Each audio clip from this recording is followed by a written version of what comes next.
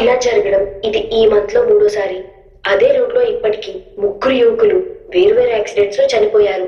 ఆ రోడ్డు చుట్టుపక్కల షాప్స్ లో వాళ్ళు మాత్రం ఇవి ఒట్టి యాక్సిడెంట్స్ మాత్రమే కావు అని, ఆత్మ ఒకటి ప్రతీకారం తీర్చుకుంటుందని అంటున్నారు.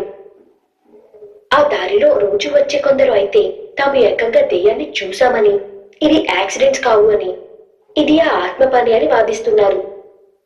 అయితే పోలీసులు మాత్రం వారి అనుమానాలను కొట్టిపడేస్తూ యాక్సిడెంట్స్ అని తేల్చి చెప్తున్నారు.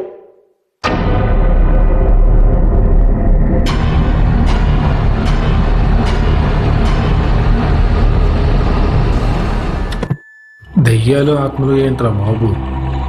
నేను రోజు ఆఫీస్కి అదే రోడ్లో డైలీ నైట్ షిఫ్ట్కి వెళ్ళి వస్తున్నా. నేను ఎప్పుడూ చూడలేదు ఏ దయ్యాన్ని.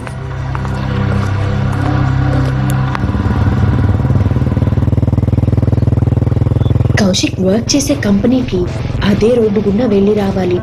తన ఇంటికి ఆఫీస్కి 25 కిలోమీటర్స్ దూరం. రోజు బైక్ పై వెళ్ళి వస్తాడు.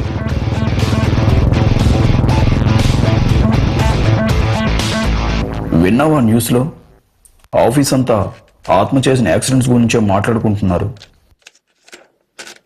అరే బాబు ఆపండ్రా, అవి కేవలం యాక్సిడెంట్స్.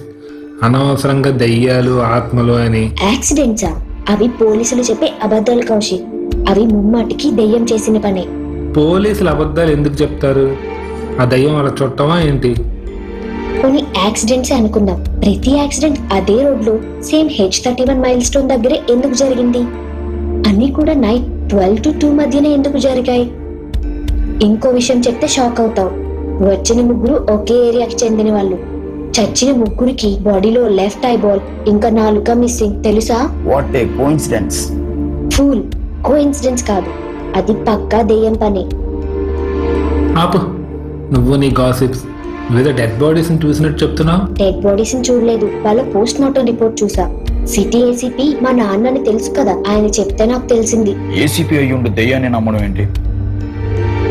ఇదెవడో సీరియల్ కిల్లర్ గడిపనో లేక సైకో గడిపనో అయి ఉంటుంది. ఇడియట్. మా డాడ్ దెయ్యం హత్యలు చేసింది అని అనలేదు. వాళ్ళు కూడా సైకో అని అనుమానిస్తున్నారు.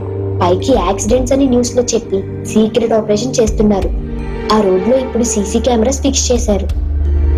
మరి నువ్వెందుకు దెయ్యం అంటున్నావు? ఎందుకంటే స్వాతి ఆ దెయ్యం చూసింది కనుక. ఆపుతారా మీ దయ్యాల గాసిప్స్? మీకే ఎంచక్క ఇంకో 1 అవర్లో వెళ్ళిపోతారు. నా షిఫ్ట్ 12కి అవుతుంది. నేను ఒక్కడనే ఆ రోడ్లో వెళ్ళాలి. నన్ను భయపెట్టకండి. సరే సరే. Okay okay.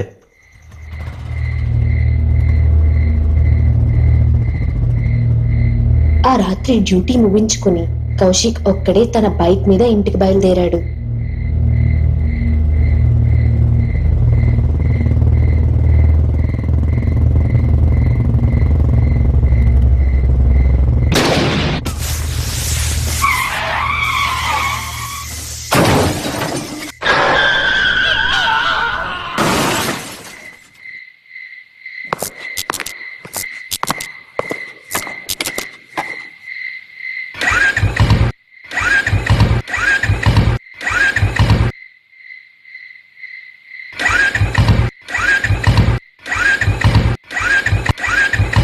షిట్, ఈ టైంలో పంచర్ అయ్యింది. ఇప్పుడు ఎలా? క్యాబ్ ఏమైనా దొరుకుతుందేమో, బుక్ చేస్తా. అర్ధరాత్రి దాటడం, అది కూడా ఆ రోడ్లో దెయ్యం తిరుగుతుంది అని పుకార్లు వల్లనో ఏమో కానీ క్యాబ్ వాళ్ళు ఎవరూ రాను అంటున్నారు. ఫ్రెండ్స్ కి కాల్ చేస్తే స్విచ్ ఆఫ్ వస్తోంది. ఇక చేసేది ఏమీ లేక బైక్ ని రోడ్ సైడ్ పార్క్ చేసి ఇంటికి నడుస్తున్నాడు.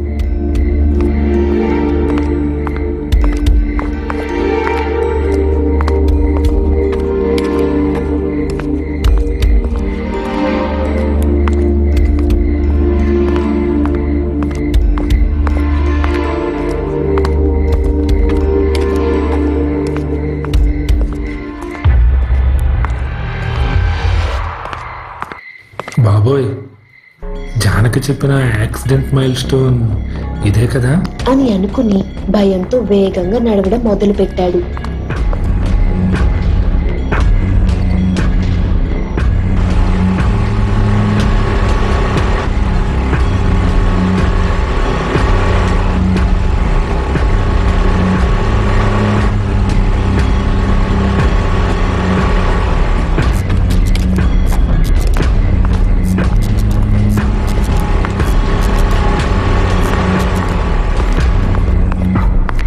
ఏంటి ఇంత రాత్రి ఒక్కరి నడుచుకుంటూ? నీడని help? Thank you for asking. Yes, కొంచెం లిఫ్ట్ ఇస్తారా? శారదానగర్ దాకా వెళ్ళాలి. It's okay, no problem. Hop on.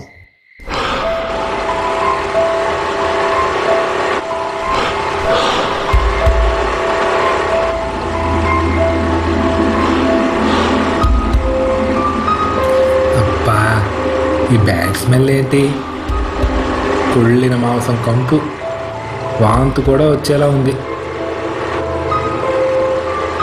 Madam, మీకు ఏదైనా బ్యాడ్ స్మెల్ వస్తుందా? లేదే, నాకు ఏ బ్యాడ్ స్మెల్ రావటం లేదు. ఎందుకు అలా అడిగారు? నథింగ్, ఏదో కాలోకం పనుకుంటా. అదిగో లాస్ట్ స్ట్రీట్ లైట్ దగ్గర. Thank you madam. మేడం కాదు, దీప్తి ఠాకూర్. ఓ, థ్యాంక్ యూ దీప్తి గారు. ఆ రక్తం గాయాలు ఏంటండి? అర్ధరాత్రులు ఆ రోడ్లో ఒంటరిగా వెళ్ళకు, ప్రమాదం. జాగ్రత్త.